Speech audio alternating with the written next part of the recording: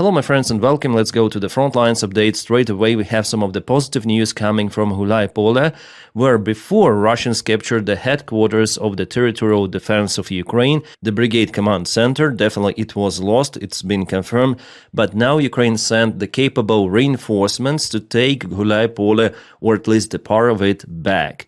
I'm speaking about 425th Scalar Brigade of the Ukrainian Army, which is also defending Pokrovsk. Yes, the forces of that brigade is now split in multiple of the directions, but they're very, very capable, especially in Hulaipole. We have even video about their operation. I'm gonna show you it a little later. But as you may see, judging on those markings, Ukraine takes the initiative in Hulaipole.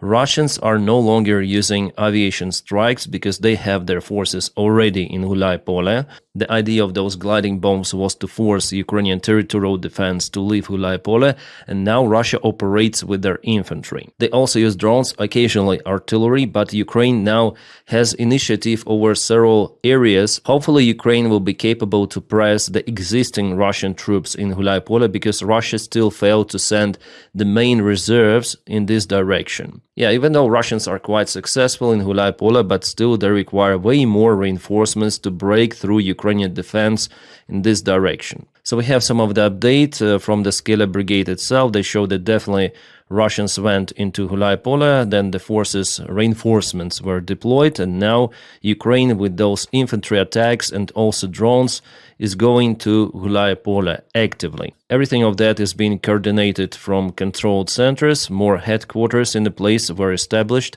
Our commanders there saying that they are trying to save as many lives of Ukrainian soldiers as possible. So if some of the Russians are spotted in those ruined buildings, in the basements, the drones are being called to do the job. First of all, FPVs and Baba Yaga drones with the drone drops, and later on Ukrainian infantry clears the rest, or remains. So they're being spotted here. For example, there is the house and it's been hit by Ukrainian drone. You may see it clearly over here. So that's how Ukraine saves the lives of the soldiers. The surveillance job is also done by Mavics and infantry on the place. And that's how Ukraine tries to return control over Hulaipole completely. Well, I have doubts about the success of this counteroffensive operation in general, but nevertheless, it's better than nothing.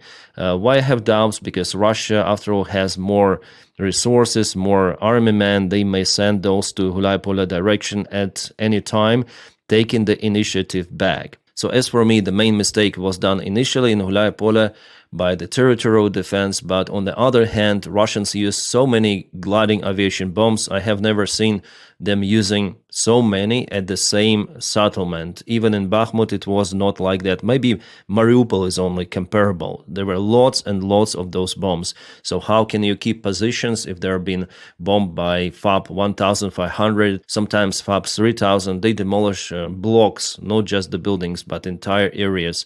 It is, of course, impossible to hold the territories, and now the tactics of Ukrainian defense should be just to cause Russian severe losses within Hulaipole, but to return it back completely, I think this task is already not possible. But we'll see, let's stay positive about that one. And the unfortunately sad news came from the same Zaporizhia direction. The leader of the Russian Volunteer Corps, Denis call sign White Rex, he lost his life. It was the FPV drone strike, probably on his vehicle, from what I understood. Ukrainian channels confirmed that he is no more.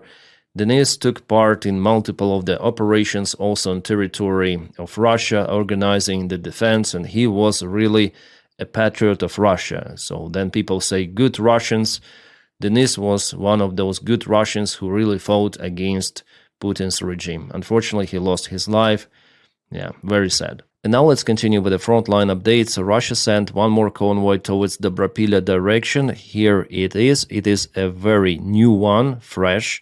Here's the footage with the geolocation coming from the place. Russia lost several of the tanks and MTLBs that Russia uses as the infantry attack vehicles. Totally insane, because those vehicles, they have very thin armor. Even hunger protection doesn't help. And you see, it's kind of the unique piece of the equipment here. It looks like they tried to cross some of the river. So the engineering equipment was attached to one of the tanks, some sort of the foldable bridge. This is how it looked from the Ukrainian FPV drone perspective. This is T-72 tank, and in front it has the bridge. So the bridge goes down over some sort of the anti-tank trench, helping the tank to cross over it. But the problem here for Russians that they were not even capable to reach any sort of the anti-tank trench or Ukrainian positions. They were all kaputted on the way, and you can see one more vehicle, it is burning on the background. And we have this video showing that most of the job was done by Ukrainian drone drops. This is some sort of the new aiming equipment installed on Ukrainian drones, helping to aim very, very precisely. Also, if the target is moving, it's not a huge problem. I think that it is some sort of the machine vision. Then drone flies very steady forward together with the vehicle at the same speed, and operator just presses the button to drop the grenade or mortar mine to hit the vehicle. And the roof protection of those Hunger vehicles is just not enough to stop the power of this munition that penetrates almost everything. So in a way, it's even more effective than FPV drones. FPV drones are also very capable, but the Baba Yaga type of the drones may carry lots of the munition, dropping them simultaneously or one by one, and also the drones are reusable. They simply return back for recharge, for battery change, and they fly again for the same missions. And once again, we see this tank with this bridge. It was stopped, annihilated, together with everything else. And later on, FPV drones, they finish the job very precisely straight to the head of the driver. And here's also the same convoy tank, MTLB.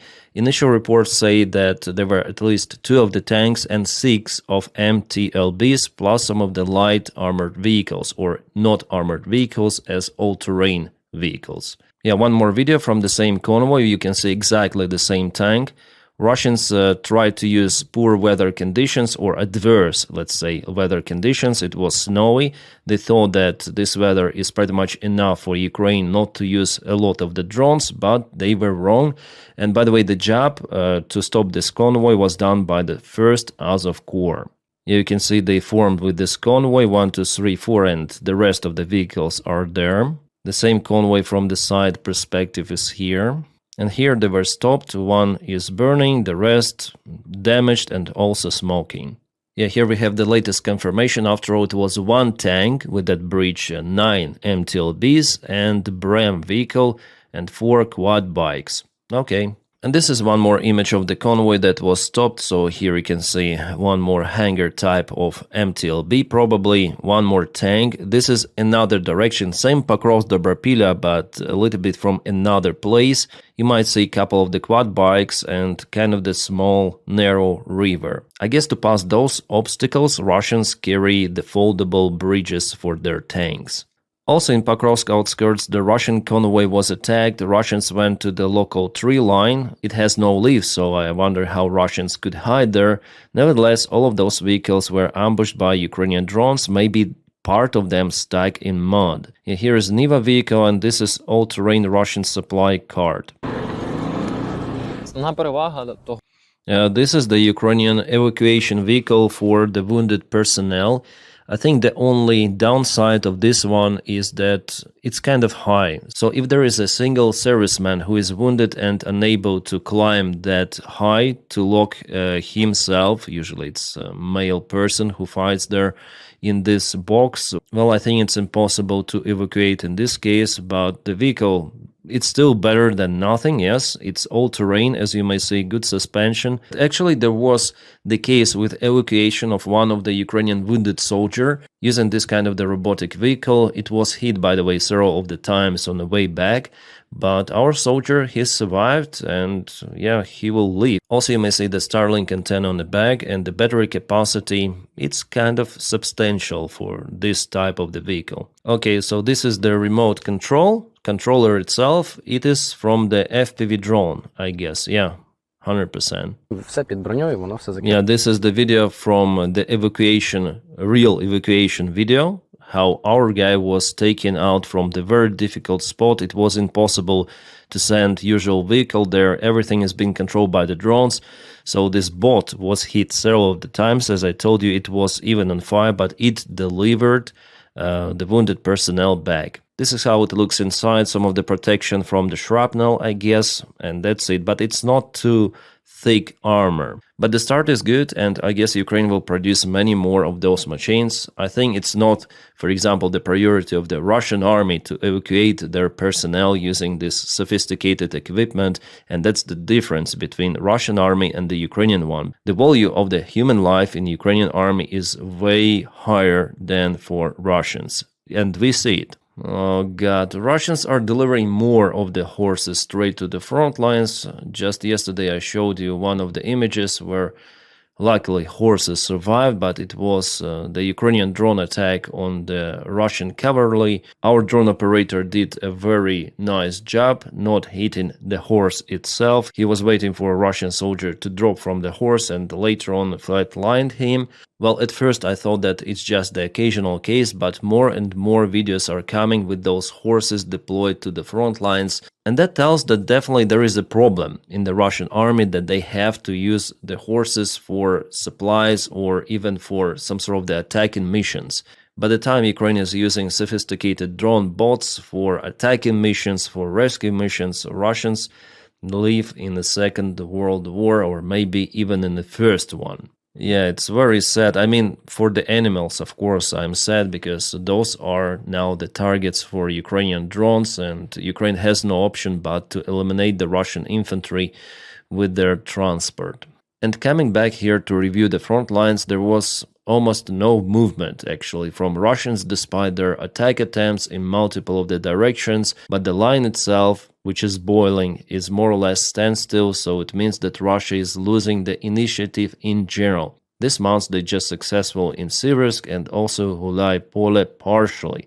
In both of those directions, Ukraine tries to regain the initiative and repel Russian forces. In Hulaipole, I think that Ukraine could be at least partially successful. The deep state also gives us just few updates in Dronivka. Dronivka has been occupied, that's the small village. The fight for this village continued for almost 1 month. And also in Dvorichanske, Russia moved further yesterday. Today, this is the Kharkiv region, yeah. The rest are the same. Mirnograd, still the gray area. Russians failed to move towards the northern side of Pokrovsk with their main forces. To the other news, Russia really shows that it is not interested in any sort of the peace negotiations or peace agreements. The last night it was definitely a very strong attack, a record one on Kiev city in particular.